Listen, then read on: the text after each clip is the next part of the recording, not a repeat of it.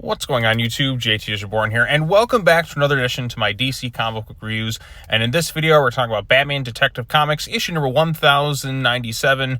This one is written by Tom Taylor with artwork by Lee Garbett. So we just got done with the Asema storyline, and there was kind of a lingering plot thread with that organization known as Elixir, who we don't know too much about at the moment, but they're kind of like somebody, like a group that's kind of operated within the shadows, and they clearly had some powerful influence. We had the stuff right there kind of opening up with the warden at the prison, because they were basically kind of making that substance to kind of make people younger, and they were abusing like kids to do it, and the warden basically gets killed off right then and there on the spot. So there's some like rather darker elements to them, and you know, Batman thinks there's some things he's kind of missing there, because like Asema wasn't the only one involved. There's more to this case than that, and that brings him to Harvey Bullock. And now Harvey Bullock is no longer on the GCPD.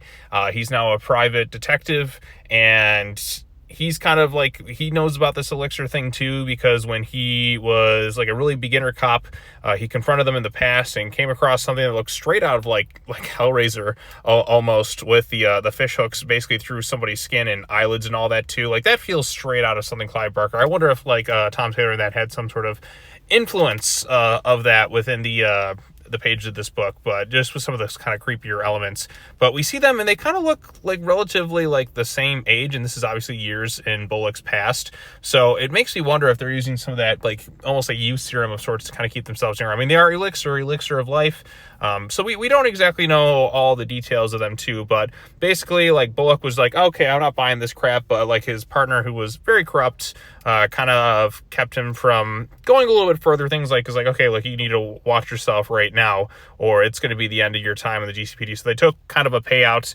and that was kind of that. But turns out the guy that they were investigating was just dead like a day or two later due to some sort of fire, which Bullock knows has to do with something with the Elixir. He clearly knows they're responsible for something there.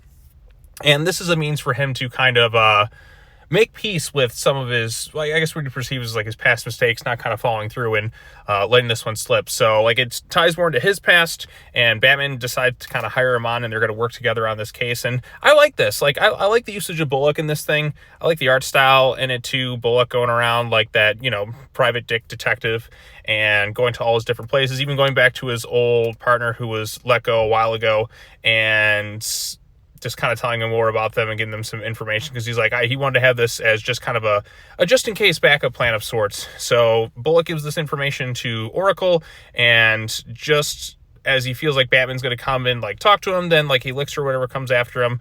There's a scuffle, and then Bullock is kind of taken hostage in this situation. Now, Batman thinks he's tracking him down, but there actually is kind of a neat twist at the end of the issue, and as they kind of makes his way to the end, where he thinks like he's traveling like all these hours later to find Bullock, turns out it's actually the Penguin that's been kidnapped. So what does Penguin know about this thing? That actually legit was a pretty surprising reveal, that it was Penguin.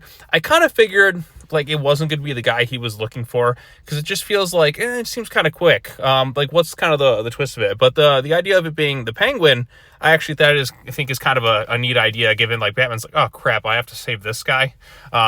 But yeah, it is kind of a cool reveal, and I thought this is a really solid issue. Like we have a bit of mystery, we have a bit of history with Bullock and this organization. The artwork is pretty solid, and we're building up like a case here with this whole Elixir group, and I'm liking the direction that it's going in so far. And you know, I'm actually kind of liking Tom Taylor's run on Detective Comics more than I was like his run on Nightwing. Like I just kind of like this. Like there's lingering plot threads, like we're actually like moving some momentum forward, but they're kind of like new cases, but still have like some overlying connection, and I like that. Like there's an interesting mystery going on with like these villains, and the usage of Bullock is good. It's a little bit darker than what we got in the pages of Nightwing. I know I feel like I probably shouldn't have to compare it every single time, but I just want to emphasize that, you know, since I covered that entire run, I'm just like, I feel like this is like moving along like much better. I actually kind of like the start of this storyline more than like the Asema one, it feels like. And in some ways, yeah, like I mean, this is a pretty good start to it too. So solid issue all around. Good work, good looking artwork, a neat reveal kind of at the end.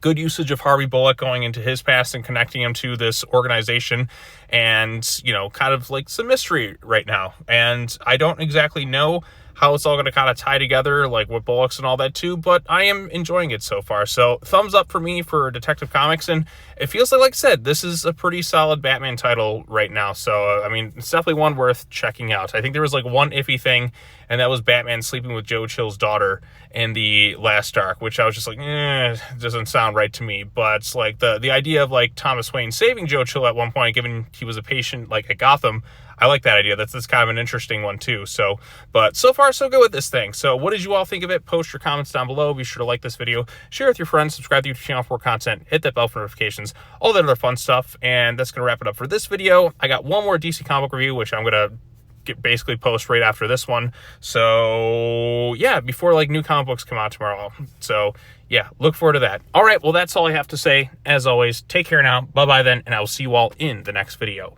Peace out.